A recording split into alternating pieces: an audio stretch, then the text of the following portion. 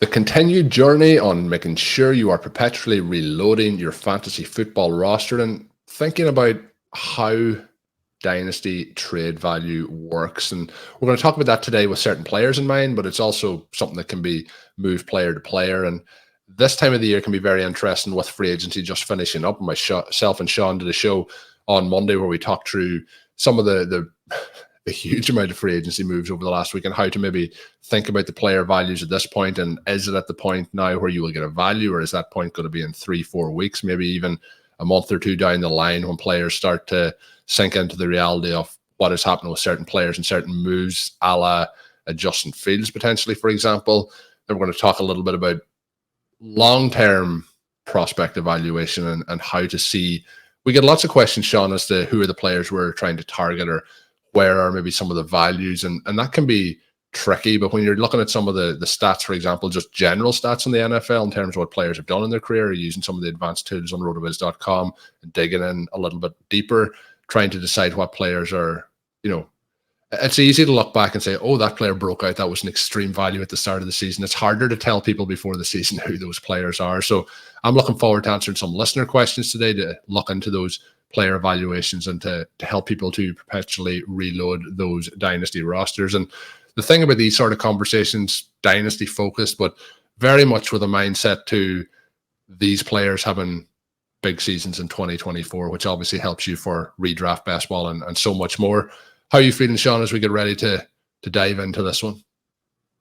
Yeah, I've got so many of the leagues going over at the RV Triflex with the FFPC, and as we really try to shape the rosters going into 2024, these questions are a lot of fun because they address a lot of the specific players, but then also the general types of things that you want to do to make sure you have the most dynamic and competitive roster. Colm, something that was pretty cool recently as we continue to bring on some new and just fantastic writers. We have a dynasty expert who has been looking at a variety of things and may have some articles out in the near future, one of which discussing how the RotoViz tiered rankings, which again, our tiered rankings are helping to give you specific draft compensation that you should be looking for back, allow you to use it as not just rankings, but essentially a trade calculator, that those rankings have been able to anticipate movement within the dynasty space. And that's what we're looking to do, right? You want to be early as opposed to late on how these player valuations are going to move. That's the way that you're able to profit. So we want to make a lot of moves because the trades that we do are going to be win-win for the two managers involved. They're going to be losses for the other 10 managers. Clearly, the calculation there is the more trades that you participate in, the better that your roster is relative to the field. But we also want to make the types of trades that are likely to come out in our favor. Now, we're going to make fair trades, but trades, again, anticipating moves within the dynasty space, and also the types of trades that allow us, as we talk about on the show all the time, to perpetually reload. Colm, the questions that we have today are really cool because they are nuanced enough to really drill down into specific elements of this that we want to consider that may not be so straightforward. Because one of the things that we want to be careful about, one of the things we talked a lot about through the years with zero RB, is that you can execute zero RB in a way that, it's still probably a little bit better than the other ways to draft and redraft or best ball. But you can mitigate most of the advantages just by doing it in a bland fashion or simply an incorrect fashion. You can make some mistakes with perpetual reloading that are going to take away some of the advantages you should have created for yourself. So we want to be flexible enough within that general template that we get all of the benefits as opposed to just maybe the most obvious ones. Yeah, so we're going to jump in, and I'm wondering, in this setting, you mentioned the nuance. It may be better to give both questions and then to work through both of those in terms of how they could potentially work. But this question comes in from Clayton, and it did come in. I always say we try and squeeze it in when we can. We thank Clayton for his patience as he waits on this one, but he's talking about perpetual reloading and Tyreek Hill's dynasty value. He mentions he was recently offered Devontae Smith plus the 212 for Tyreek by the manager who beat him in this year's championships. He said, I can probably counter to sweeten the offer. He also has the 202, for example. both our squads are most likely going to be contending for next year. He said, this is the main part of the question, really. Obviously, you have the trade element, but when is the right time, if ever, to cash out on a player like Tyreek, who can win you any given matchup single-handedly, and how much in return is enough? He says he wants to be competitive every year, but also believe you need these game breakers like Tyreek to win championships. Thanks in advance for answering whether or not you answer the question. He says he loves listening to the advice year round. So thanks to Clay for sitting on that. And I mentioned, Shawn, I think we will wait to do the second part of the question, but it will filter into the player evaluation side. So when we look, though, at Tyreek Hill, I think is a prime example of somebody who you're looking at a perpetual reloading and how to build your team in this scenario. So we have Hill, who is now just turned age 30, so turned 30 on the 1st of March. Still looks like he has pretty much all his elite end, athleticism, coming off 2 back-to-back seasons of 119 catches exactly, both seasons over 1,700 yards, 7 touchdowns in 2022, 13 touchdowns in 2023.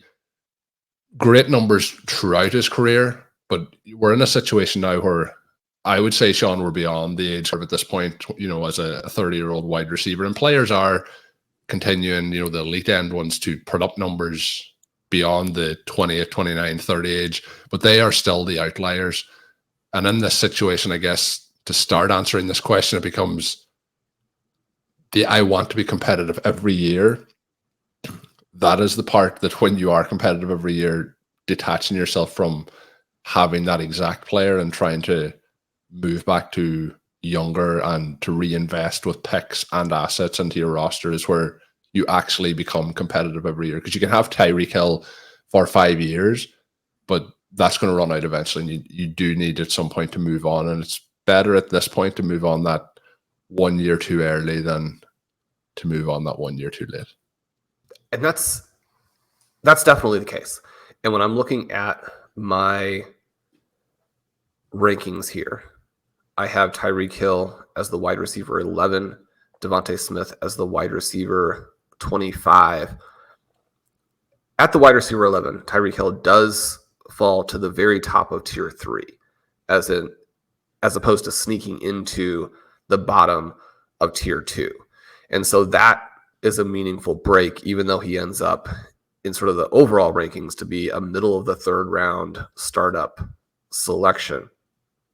When we're thinking about perpetual reloading, we're thinking about moving guys like Hill while the value is still really, really high. Now, the reason that I have Hill up there at 11 is for exactly the reasons that the question mentioned for Clay, what you just talked about there, Colm. And yet, because that production is still so high, in many cases, you'll be able to move him for something pretty significant. When I talked about the nuance for perpetual reloading, though, one of the things that I do want to make sure we always consider is, have we executed the strategy to the point where we have enough total depth to occasionally keep a guy like Hill or a guy like Kelsey, a guy like Christian McCaffrey, and more or less take them to 0? Because we know that we've gotten them up into the age range now where any bad season is going to essentially eviscerate their dynasty trade value. You won't be able to move them for anything that really matters as soon as they have, even a bad 4 or 5 game stretch. You think about what the week end of the season did for Kelsey, and then how he was able to rehab a little bit of that with the strong playoff performances. But one of the things here is that if you have executed perpetual reloading to the point where you are loaded with young talent, you can occasionally keep that guy and you don't have to do it. So when we're thinking about the players that we want to move, it would be guys sort of in that next group of producers. You want to move a DJ Moore at this time period where he's coming off of a great season, but his ability to give you something like Tyreek Hill is going to remain limited. You have someone like a Brandon Ayuk. These peak players where the ages that they're at are still very compelling to most other managers, and the scoring level is high enough to, really draw the eye. You get in that 15, 16, 17 point per game range, and a player is 25, 26, 27, and you can move them for an absolute ton, you get back a lot of flexibility. You get back a lot of pathways. You potentially get back a player who just right away will score at the same basic level and is 3, 4, 5 years younger. You give yourself a lot of options. You get out of those guys before they fall off. For me, Hill is somebody, if you're going to score in this 20 to 22 point per game range, then it does accomplish the exact thing that Clay talked about, which is that you have a guy who cannot be replicated in a starting lineup by somebody else. And because of that, he allows you to win. Now, one of the things we talk about all the time is that your goal is to get that bye every single season, put yourself into the semifinals. Hopefully you've got enough of an edge in semifinal projected points that you win more often than you lose. But when you get to those final 4 teams, it's going to be a little bit of a crapshoot. You've got to get there every single year. So there is a value to making sure that if there's a Hill move out there, that you execute it and keep yourself in that bye category, knowing that, if Tyreek Hill has this bad game in the semis and you are out and you have suddenly dramatically limited what your team can be in the future. So I guess to be even more specific with this, if your team doesn't have depth and you have Tyreek Hill, then you want to move him. If you've gotten to the point where your team is both mature and young, so by mature, basically you mean not that it's old, but it's built out to the point that, you have more or less an empire. If you have that, then I think you can hold him and really focus on trying to win those last 2 games. Then the other part of it that comes into play here too is just kind of knowing the market and knowing the prices, because one of the things that happens is that once players get to Hill's age, a lot of managers do feel the pressure to move them, and they will get involved in conversations with 2 or 3 different managers who want that player. The offers aren't great. You're saying, okay, well, I'm going to play this manager off this manager off this manager, and by doing that, I get to this particular package that still is pretty underwhelming. If you end up with an underwhelming package after you've interacted with the managers in your league who were interested, just keep him, right? But if you go through that same process and one of the 3 or just it doesn't, one of the 3, one of the 5, one of the 11 other players is willing to overpay based on the future time horizon, what have you, then go ahead and accept. So I think when we're looking at Tyreek Hill, even within a perpetual reloading overall framework, we want to make sure that we're thinking about specifically what our team looks like in the specific offer that we're getting back. Those 2 pieces have to be in place when we're trying to decide which way we want to fall on this idea of sell or don't sell Tyreek Hill. Yeah, and I think obviously the roster construction of the whole thing is a vital part. Interesting to, I think for most people there's going to be maybe a little bit of a lack of depth to still look to move on, but you've highlighted the nuances of obviously you need somebody to be a willing trade partner that wants to buy them. Going back to Clay's question in relation to the trade offer, Devontae Smith and the 212 for Tyreek Hill, he mentioned the other manager also has the 202, for example. So maybe to go back, counter that with the 202 and Devontae Smith. But Smith may not be the exact player, but just to give the idea of the trade negotiation itself. But moving up from the 212, so late second to early second, or putting in a third in a trade to a second or a first. How do you feel in those sorts of deals when you mentioned your rankings and Hill being at the end, the start of a tier, and where Devontae Smith is in terms of the rankings? Is in those examples, moving up those 10 picks something that would be making the difference between the value of those 2 players if you were looking to trade out of a Hill or a veteran player in this perpetual reloading example? Yeah, so the way that my rankings are currently set up, this trade is pretty fair, with the exception of the note that you make there, which is that the 212, once you get to this point in the season, and it's not a thing of looking, 6 months ahead or, 9 months ahead, not necessarily knowing where those picks are going to come out, you do want to then be very aware as you're making your individual moves of, what's the value of the 201 through the 204 versus the value of the 209 through the 212. these aren't generic second round picks anymore when we're looking at it from this perspective. And so if you get up to the 202, this offer would be pretty interesting to me. I think that one of the things that we're going to find is that after the receivers tested well at the combine, and once we find out a few of the spots for the running backs, then that range from like the 110 to the 202 is going to firm up to be pretty exciting for managers. And so I think if you can get to the 202 there, I would do this trade. I think at the 212, it's not that you can't hit on that. Monty and I were kind of looking through our team as we kind of finalize our strategy for this coming season. And one of the things that was interesting is some of the guys that we missed on in 2022 and this amazing 2023 draft where we had like 4 second round picks, and all of those guys look like they're going to have, future first plus value. And so if you have 4 second round picks and all those guys end up to be first round values in the future and go on to be long-term starters, then, having had that depth, being able to make those picks. And that's one of the reasons why it's valuable to have a lot. I've referenced the fact that we missed on some guys in 22, but in 23, we're able to overcome that by outperforming, so significantly. And as you move up in the second round, they're going to have chances. I don't want to say the 212 gets this off the board for me, but if this is a team that is deep and is about to compete again for a title, I don't know that Devontae Smith and the 212 are enough for me to pull the trigger here. Moving on to the second kind of question that I teased at the start of the show with the player evaluation, but when people talk about players to buy low or players to try and target, get your thoughts. It'll be interesting to see, Shawn, where the second player here ranks against Tyreek Hill. But Tyreek Hill did shout out a couple of weeks ago in terms of Jaylen Waddle being a better player at this point of his career than he was. Some of the stats for Hill versus Waddle in the first 3 years in the NFL in terms of catches, yards, catch rate, yards per catch. We have Tyreek with 223 for 3,255 yards, 68.6% catch rate for 5.6 yards per reception.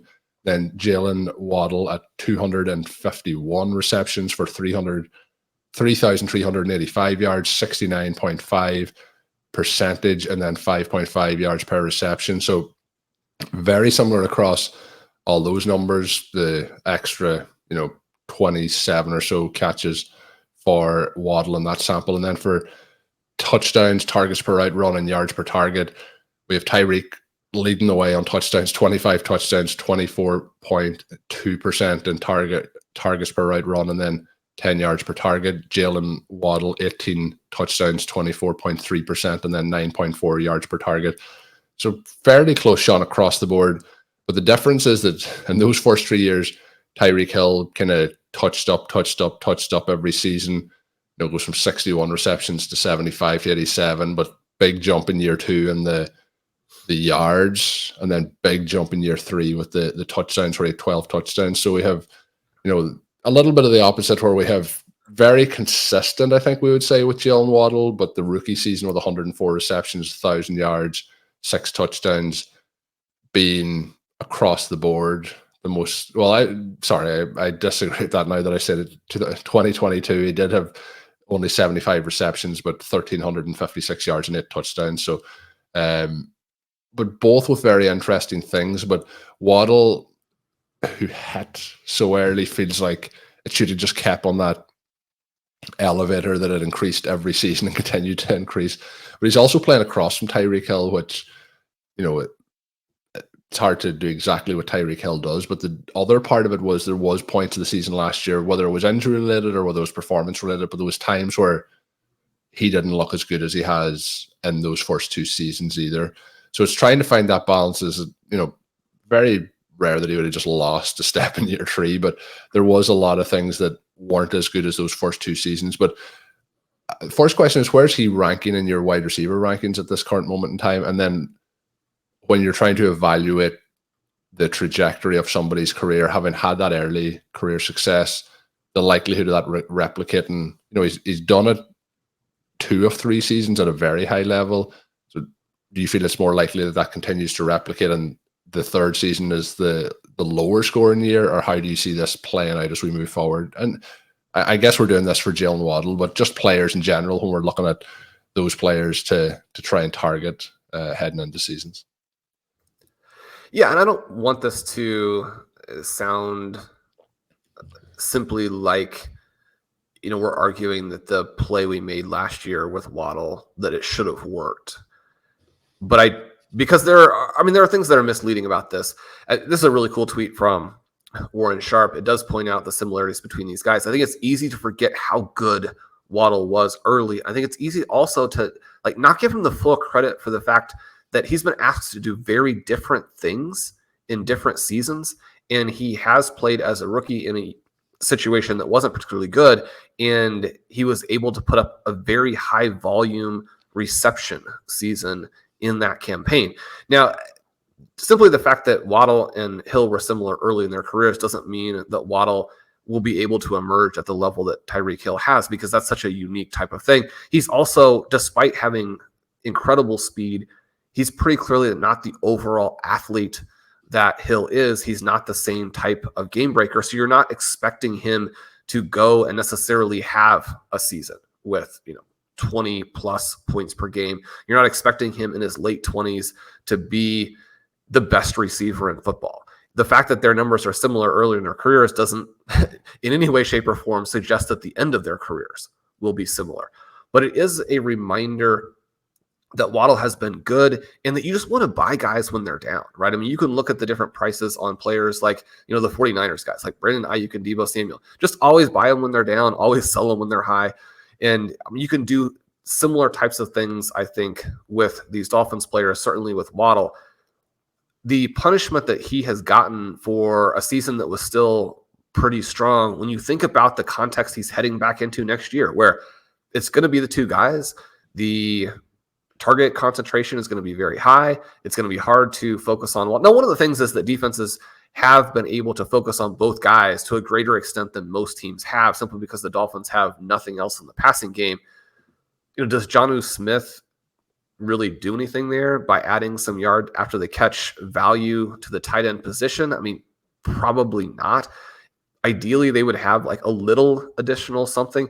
But this is an offense, I think, that can still take another step, even though the sort of motion that they added as an innovation early last year really lit the world on fire in that first half. I think you've got to give Mike Macdonald credit for the possibility and the likelihood that they remain dynamic. To be fading a player who has been this good early in his career, and is going into another season where it's a very high floor, high ceiling situation, just because last year what you got was the high floor doesn't mean that 2024 couldn't be the high ceiling. If he gets that at his price, he's a very clear-cut league winner. You want to be aware of just how different these two guys looked in 2023. I mean, they're not the same player, regardless of what Tyreek Hill is saying. I mean, you love the fact that Hill is, defending and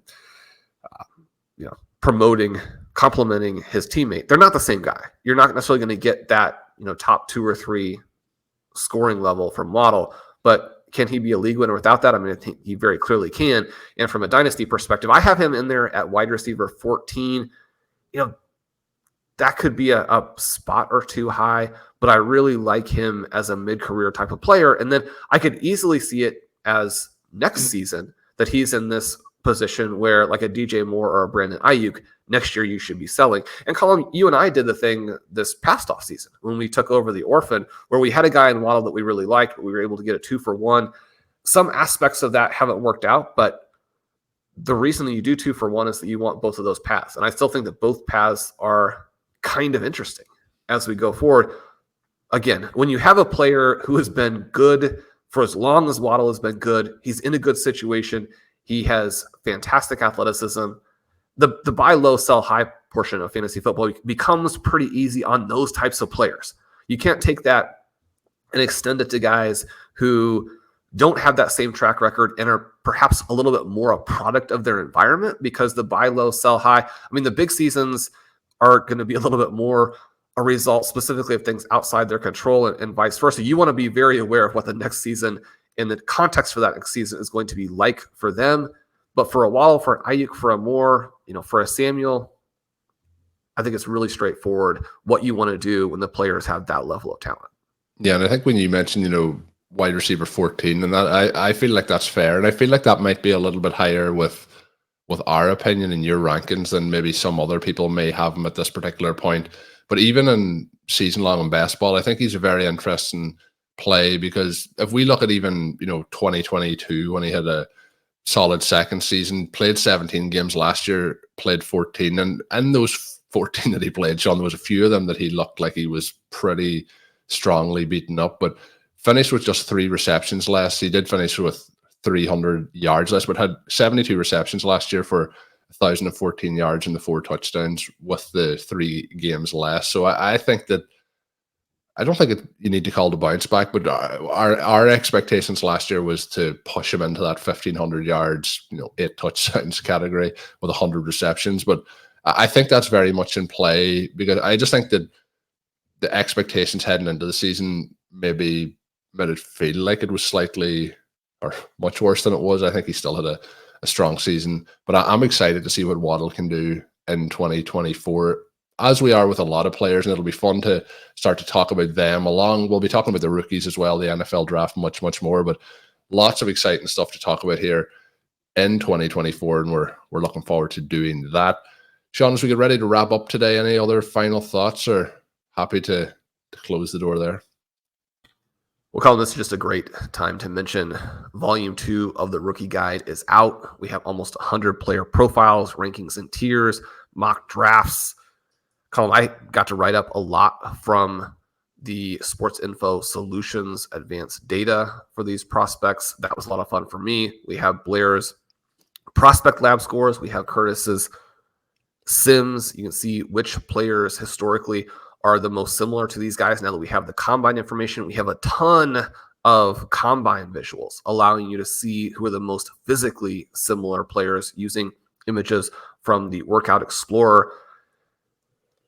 It's still relevant this time of the year as you're trying to maneuver in small ways up and down the rookie draft board to get in that draft slot that's really going to accomplish your needs. I also have an article out on the site looking at where I think these guys are going to fall post combine. We'll continue to put those out and sharpen them for you so you can see, up to date what we're thinking in terms of these drafts. But if you need to move up for a quarterback, if you're trying to figure out what the latest spot is to get a player from a certain tier at wide receiver, if you're trying to think through, where can I get a running back who is going to be able to give me anything in this week running back class, that stuff is available on the site with the coupon code RVRadio2024.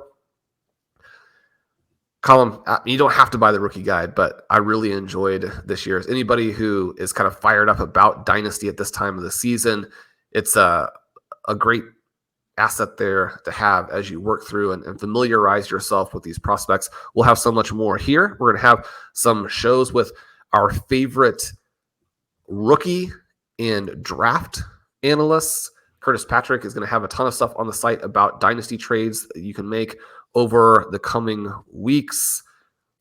May have a few other wrinkles that I've kind of hinted at for the Dynasty product.